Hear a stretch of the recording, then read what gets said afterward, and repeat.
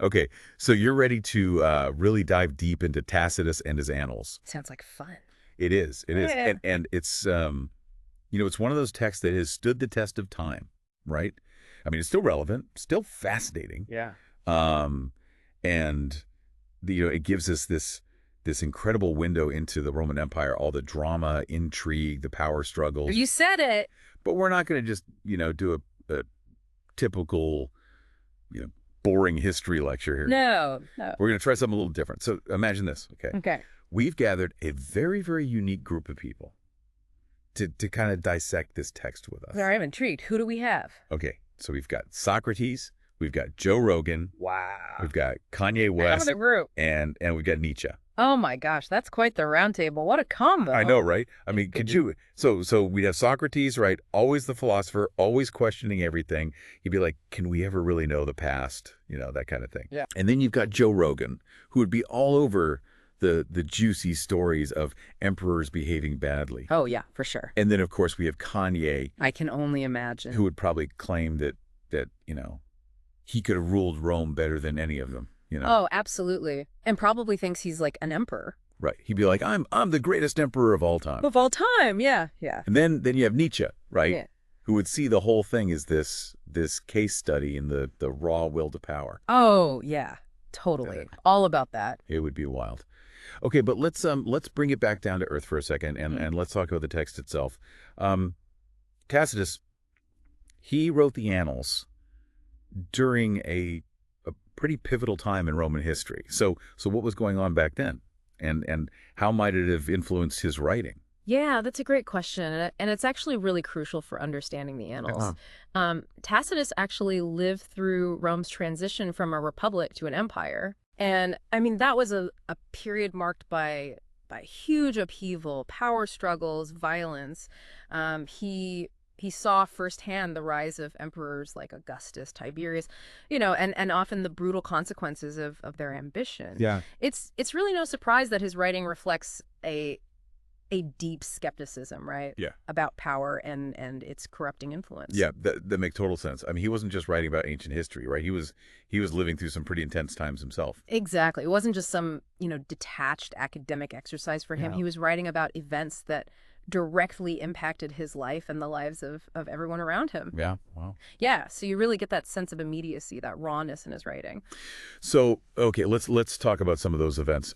The Annals, they cover the reigns of several Roman emperors, and some of them were pretty notorious. Oh, absolutely. You've got emperors like Tiberius, who became increasingly reclusive, paranoid. Yeah. You've got Caligula, who is, infamous for his erratic behavior, his cruelty. And then there's Nero. Yeah. Who's often remembered for, his excesses, his alleged role in the Great Fire of Rome. Oh, yeah. These were powerful, powerful men who often abused their power, and that led to instability, suffering throughout the empire. It's like something straight out of a Joe Rogan podcast, right? I mean, all the crazy stories. Yeah. Oh, you could definitely imagine him, diving into these stories with his guests, dissecting the psychology of these emperors, the consequences of their actions. Yeah, totally. It'd be a wild episode for sure. Okay, so we've got all this drama, the intrigue, the power struggles, but is the Annals really just ancient gossip?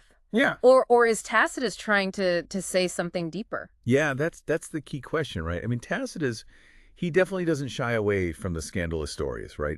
Yeah. He loves a good, juicy detail. But he's doing more than just, spilling the tea. He's really analyzing how power corrupts, how systems fail, and how even the most well-intentioned leaders can, succumb to the temptations of absolute authority. He's a master of showing us those human flaws behind those grand narratives of history, That's so interesting. So he's not just giving us a play-by-play of events. He's trying to make us think about the bigger picture. Exactly. He's asking us to consider the nature of power itself. Like what happens when individuals have too much of it?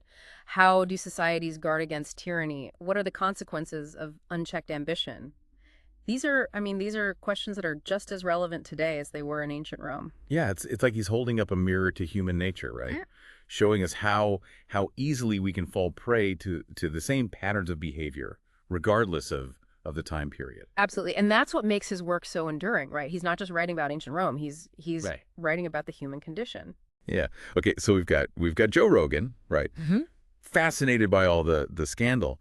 But I can already imagine Kanye West having a very different reaction. Oh, absolutely. Right. Kanye would probably be like comparing himself to Nero, Oh, yeah. claiming he could have ruled Rome even better. I can totally picture him saying, I'm the greatest emperor of all time. Right. He'd be all about the spectacle, the power, the ambition. Yeah, yeah, yeah. But let's bring in our philosopher Socrates now. Okay. He was known for questioning everything. So how do you think he'd approach the annals? Oh man, Socrates would definitely make us think critically about how we interpret historical accounts. Mhm. He'd be asking, like, how do we know what really happened? Can we ever be truly objective when we're reconstructing the past? Mm. Are we just relying on the interpretations of others who may have their own biases and agendas? So he'd be pushing us to question the very idea of historical truth. Absolutely. And he'd point out that Tacitus, like any historian, was writing from a particular perspective shaped by his own experiences and beliefs. Which is fascinating because Tacitus actually acknowledges this himself in the text. He does. Right. He often presents different versions of events, right? Yeah. Acknowledging that there are multiple perspectives on what happened. He even questions the motivations of his sources, highlighting the difficulty of separating fact from fiction. So he's not trying to present himself as some all-knowing authority. He's acknowledging the limits of his own knowledge and encouraging us to think critically about the evidence. Exactly. He's inviting us into a conversation, not just delivering a lecture. This is getting really interesting. But we've only just scratched the surface. We've got a lot more to uncover, including Nietzsche's perspective on the raw will to power at play in the annals. Oh, yeah. Nietzsche's take is a wild one. Get ready. Stay tuned because things are about to get even more thought-provoking. Yeah. Oh, yeah. All right. So welcome back. Last time we were diving deep into Tacitus's Annals. It's a wild ride. Oh, yeah, it is. With our imaginary guests, Socrates, Joe Rogan, Kanye, and Nietzsche, we kind of explored how Tacitus's own life, his experiences, shaped his view of the Roman Empire and how he wrestled with those kind of complexities of historical truth. It's amazing how these ancient figures, their ideas, I mean, they still feel so relevant today. Their perspectives help us see the annals in a whole new light.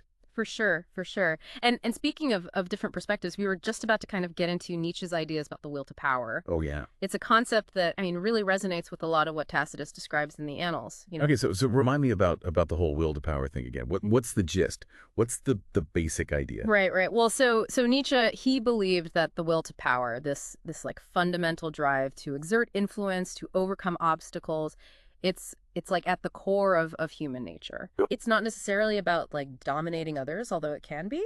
Yeah. But it's also about self-mastery, creativity, achieving one's full potential, So how does this relate to the annals though? Are you saying that all the characters in the annals are just driven by this like raw ambition? It's more nuanced than that, right? Right. Nietzsche, he recognized that the will to power, it can manifest in different ways. Okay. Some constructive and some, very destructive. Gotcha. And the Annals, it gives us kind of a front row seat to both sides of this coin. Give me some examples. Like, where do we see this will to power playing out in its most destructive forms? Well, the story of Sejanus is a perfect example. Yeah. So he was the Praetorian prefect Oh, who right. essentially ran the empire, behind Tiberius's back. Behind the scenes. Yeah, and remember, Praetorian prefects, they commanded the Praetorian Guard, the emperor's elite bodyguard unit. Right. So they had immense influence and access to the emperor. Yeah, it was a powerful position. Oh, yeah. And he was the one who was like manipulating Tiberius, right? Yeah. Eliminating his rival. Exactly. Tacitus describes him as ruthless and cunning, willing to do whatever it took to climb the ladder of power. Ruthless. He created this atmosphere of fear and paranoia where no one dared to challenge his authority, Wow. Yeah, he even managed to get Tiberius to retreat to the island of Capri. Oh, yeah. Isolating him from the political scene and solidifying his own control. So Sejanus's rise is like a classic example of the will to power gone wrong. Oh, absolutely. It's a cautionary tale about how unchecked ambition can lead to to tyranny and corruption. Yeah, yeah. But you said that Nietzsche saw the will to power as more than just destructive ambition, right? Yeah. So where do we see its more constructive side in the Annals? Where does it show up in a more positive way? That's a great question. Think about the Roman Empire itself. Right. It was built on this incredible ambition, this drive to expand, to innovate, to create something lasting. You see this will to power in their engineering feats, their legal system, their military conquests, all of that. So Nietzsche would say that even though the Roman Empire, obviously it had its dark sides, Of course. it also represented the will to power in its more creative and ambitious form. Exactly. He'd likely argue that even the emperors who, committed terrible acts, Right. they were still driven by this fundamental desire to leave their mark on the world, Make any difference. Yeah, to make an impact. Of course, Nietzsche wouldn't condone their cruelty or their excesses. Yeah, yeah. But he'd recognize that their actions, both good and bad, they stemmed from the same underlying drive. It's like Tacitus is showing us the full spectrum of human potential, right? He is. From its most inspiring achievements to its most devastating downfalls. And he's inviting us to think critically about how we wield our own power, Yeah. whether it's in our personal lives, our professional ambitions, our roles as citizens. It's not just a history lesson. It's a lesson in how to navigate the complexities of power and ambition in our own lives. Precisely. The Annals it's a reminder that the temptations of power are timeless, Yeah. and that we all have a responsibility to use our influence wisely and ethically. Okay, that's a lot to digest. But I want to bring it back to our roundtable for a second. Sure. How do you think Joe Rogan would react to all this talk about the will to power? I'm trying to... I mean, Joe Rogan, he's all about exploring different perspectives, challenging conventional thinking. Yeah. So I think he'd be fascinated by Nietzsche's ideas.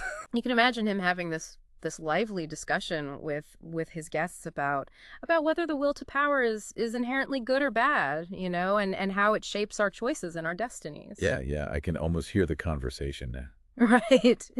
And then you've got Kanye West who embodies this raw ambition and drive to create.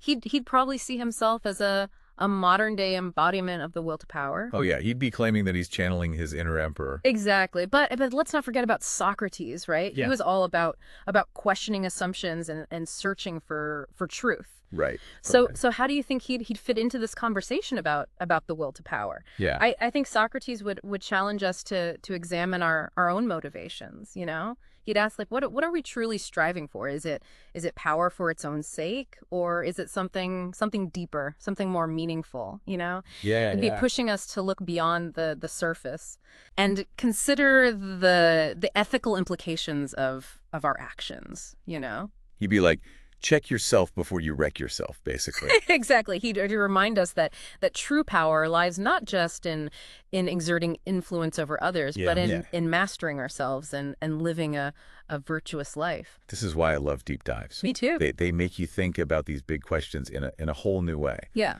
But before we wrap up, I want to hear more about the specific stories Tacitus tells, right? Yeah. He doesn't just philosophize about power. No. He gives us these vivid accounts of how it played out in the lives of real people. You're right. And in the next part, we'll explore some of those stories, from the scandalous affairs of emperors to the struggles of ordinary people caught in the web of imperial power. I can't wait.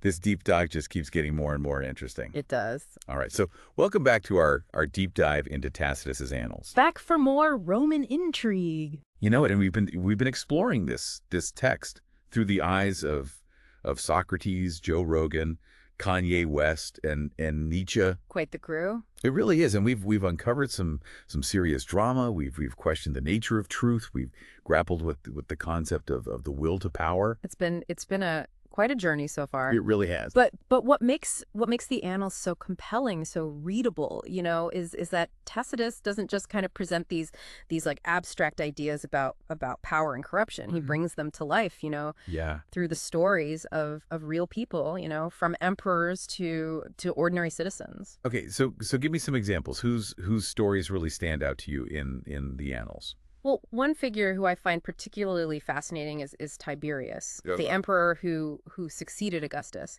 He's often kind of portrayed as this reclusive, suspicious, and even cruel ruler. Right. But Tacitus, he paints a more complex picture, Right, and we talked about how he retreated to Capri, right? Right. Seemingly to indulge in his own pleasures, Yeah. kind of escape the pressures of ruling. Exactly. But Tacitus suggests that Tiberius was deeply affected by the death of his son Germanicus. Oh, wow. Who was a popular military leader and a potential heir to the throne. Yeah. And there were rumors that Germanicus was poisoned. Oh, no. And Tacitus hints that Tiberius himself may have been involved in the plot, or at least suspected of being involved. Okay. And this tragedy, it fueled his paranoia and distrust, leading him to become, increasingly isolated and tyrannical. So it's not just a simple case of emperor goes mad with power. No. There's a deeper human story there. Yeah, there's this whole backstory shaped by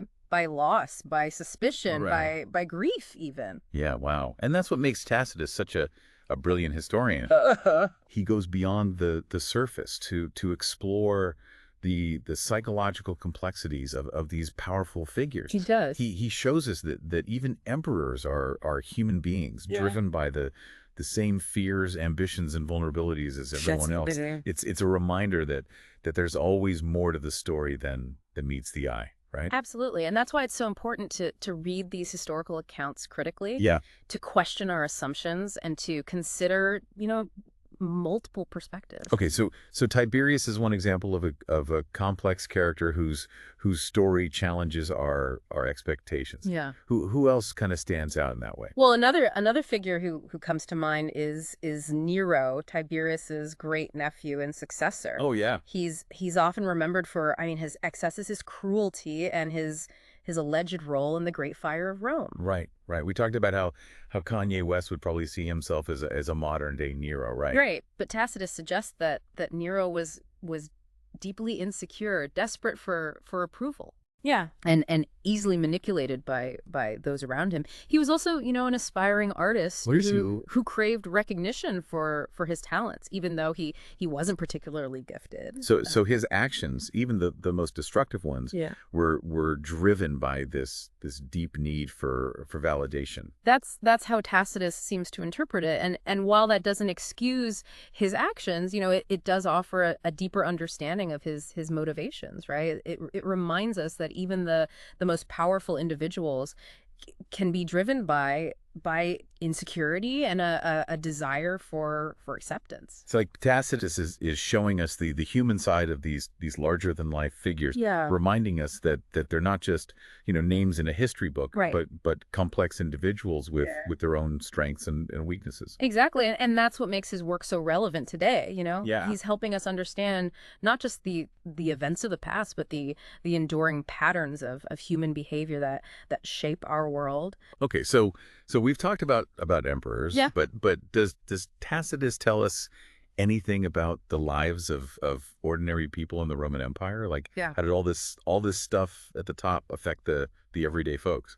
He does. While his primary focus is on the political elite, Tacitus doesn't completely ignore the experiences of everyday Romans. He describes how imperial policies impacted the provinces, the economic hardships faced by many people, Yeah. and the social tensions that kind of simmered beneath the surface of Roman society. So he's giving us a glimpse into how these grand power struggles at the top, how they played out in the lives of regular people. Exactly. For example, he describes the burden of heavy taxation and corrupt officials in the provinces, leading to unrest, to rebellion. Right. He also recounts how the influx of wealth from from conquered territories, how it Yeah. fueled extravagance and moral decay in Rome itself, Yeah. contributing to a widening gap between the rich and the poor. So he's showing us the social consequences of these power dynamics. Yeah. The human cost of empire. Precisely. And by doing so, he's reminding us that history isn't just about the actions of great men. Yeah. It's about the lives of everyone who was impacted by those actions, whether directly or indirectly. This deep dive has been incredible. We've explored the annals from so many angles, uncovering layers of meaning and complexity. Okay. But before we wrap up, I want to ask that final thought-provoking question. Okay. What would Tacitus make of our world today? If we can bring him back. That's a great one. Right. If Tacitus were here observing, our modern society with his keen eye for power dynamics and human behavior, Yeah. I think he'd find plenty to write about. I bet. What specifically do you think would catch his attention? I think he'd be fascinated by the rise of social media and its impact on political discourse. Yeah. He might even draw parallels between the spread of rumors and misinformation in ancient Rome, Right. and the way that information, both true and false, circulates online today. That's a really interesting connection. I can totally see him dissecting the ways in which power is wielded and manipulated in the digital age. Exactly. And I think he'd also be intrigued by the global interconnectedness of our world, Right. the rise and fall of nations, the struggles for power and influence on the world stage. He might even draw comparisons between the Roman Empire's attempts to, expand its influence and the ways in which modern superpowers exert their power around the globe. So he'd be looking at the big picture, right? Yeah. The enduring patterns of human ambition and conflict that transcend time and place. Precisely. Right. And I have no doubt that he'd be just as insightful and thought-provoking in his analysis of our world as he was in his account of ancient Rome. This has been such a rewarding deep dive. It has. It's amazing how Tacitus, writing almost 2,000 years ago, can still offer such relevant insights into human nature and the challenges we face today. It's a testament to his genius as an observer, as a writer. Yeah. He captures the essence of human ambition, the allure and the danger of power, and the enduring struggle for virtue in a world where corruption often seems to prevail. Well, on that note, I think it's time to wrap up our exploration of the annals. Thanks for joining us on this incredible journey. Yeah, it's been a pleasure. And remember, the next time you find yourself caught up in the drama of current events, Yeah, ask yourself, what would Tacitus say? that's a great question to keep in mind. Until next time, keep exploring, keep questioning, and keep diving deep.